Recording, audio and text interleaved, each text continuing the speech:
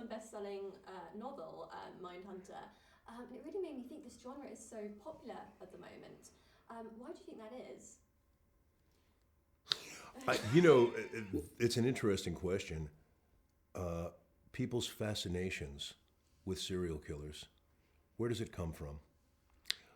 I think part of it is because the crimes that these men commit, and I say men because most of them are men, are so heinous, so brutal and sadistic that people find them unfathomable on a certain level. How could they commit these crimes? What could have possibly possessed them to do it? So I think that's part of the fascination. It's kind of the fascination with the unknown. You're fascinated with everything that is completely depraved, basically. And is this your favourite genre, the crime genre? I like, a lot of my friends are obsessed with serial killers and obsessed with reading about them and listening to My Favorite Murderer, which is this famous podcast. It was not my thing at all. And I hadn't read the book Mindhunter until I got this job and found it so intense reading it. Like I had to keep putting it down before I would go to bed because I would just think, oof, man, this is really intense to read about. I have to take a break for a second. So now it's kind of become my thing because we spent so much time in Pittsburgh shooting the show and doing like a deep dive into the minds of the serial killers of this book. And it is endlessly fascinating, but it's really intense. And how did you feel when you found out David Fincher would be directing you?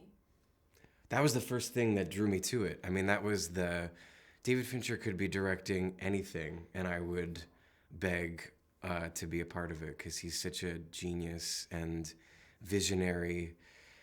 So yeah, that was the initial draw for me, was David Fincher. Because he has such a particular style of filmmaking. I imagine him being a different director to work for from other directors. Is that right? Absolutely. I have had over the course of my career, I've had the privilege of working for a lot of the very well-known directors in Hollywood. And what I can say to you, honestly, is that nobody is more driven than David. Nobody's more passionate about getting things right than David. Nobody cares about the work more than David.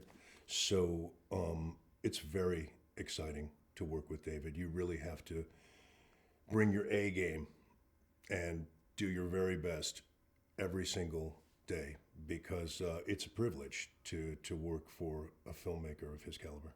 Yeah. And Jonathan, I associate you with everything that is light-hearted, I think because of Glee and Frozen. So this seems like quite a departure for you. This is closer to who I really am. Just like dark, fucked up, unsmiling. You've got a lot to tap into, right? Yeah, it was all of my repressed darkness from doing Glee and Frozen is now getting self-expressed through, no. So your characters seem like chalk and cheese. You're very What does he say? Chalk and cheese is a British expression. Yeah, sorry. I'll translate. It's not a problem. Chalk and cheese. Yeah. Oh, I like that. Yeah. Like chalk? Right. It means Chalk and different, cheese. They're very basically. different. I see. Right? Sorry. Yeah. Just translate for me. Okay, so they're different. They're both, okay. How does that continue throughout the series? Did they end up rubbing each other up the wrong way? It's probably another saying. It's a very interesting relationship. When we first meet my character, I'm a guy who has kind of run away from the bureaucracy at the FBI. I'm not interested in the politics and the kinds of things that you have to do in order to get a promotion. I teach road school. I go out to different cities around America and I teach the latest investigative techniques to local cops. And then Jonathan's character comes into my life. He's kind of assigned to me as my new partner.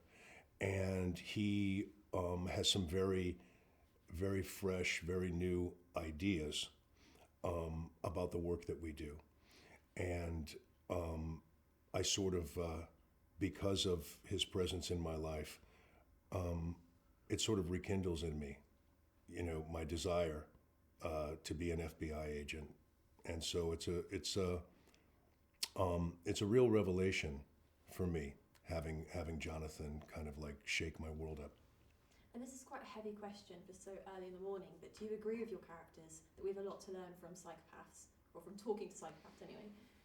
Yeah, I really think that one of the questions the show asks is, can you fake empathy to acquire a better understanding of somebody? And I think it's really a powerful thing to do and engage with. Trying to understand people that are incomprehensible is a worthwhile thing, and perhaps you can glean insights and information in ways that you didn't imagine were possible if you didn't ask the questions. And I'm a huge Disney fan, so I've got to ask about Frozen 2. Yeah. Do you know if your character is going to be in it? It is. I just started recording it a month ago. Oh, wow. Amazing. Yeah. Oh, great. I suppose you can't tell me anything about what's going to be in it. I keep almost... Yeah, I can't, sadly. I'm sorry. Okay. I wish I could. When the cameras are off, I'll tell you everything. And this is probably a bit of a sharp curve in conversation topics, but so the sex scenes, they're very typically David Fincher in that they're very realistic. Are they more awkward to shoot than other scenes? I love doing sex scenes. I'm like weird in that way. I find that when you do sex scenes, usually there's little or no dialogue and there's no lying. It's just intimacy between two people, and there's this heightened energy on set. Usually there's crew is a little more stripped down, you're a little more stripped down, and you get to express yourself and explore a level of intimacy that to me is really interesting and exciting. I love doing sex scenes. I did on this one with David, because we did a lot of takes of the sex scene, have a moment where I was so sweaty, because I'm a very sweaty person, where like sweat was dripping off of my nose in a direct stream onto Hannah's like chest. So we had to take a break because we started laughing, but that happened often actually. Well, that's impressive that it was your own sweat, because I think normally makeup artists have to apply sweat. They started to, yeah. Gigi would come in at first because they were like, we want them, like they've been good. So it started with them like squirting me down a little bit, and then they're like, oh, okay, we don't have to squirt him down. He's disgustingly sweaty, which is how I get in life. TMI. I was just thinking, wow, man. You learn more about your acting partner in these interviews than you ever thought you would. So many revelations today. So many revelations.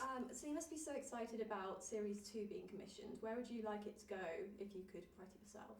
Did you just tell us that we got picked up? I don't know. My understanding is that we're still waiting to hear about season 2. Oh, I'm not wrong. I read that online. Oh, okay. But then it must be true. Our hope is that this journey has only just begun. Okay. Well, We've only Just begun. okay, well, guys, thank you so much for talking with me today. Likewise, Thank you. nice meeting you. Good luck.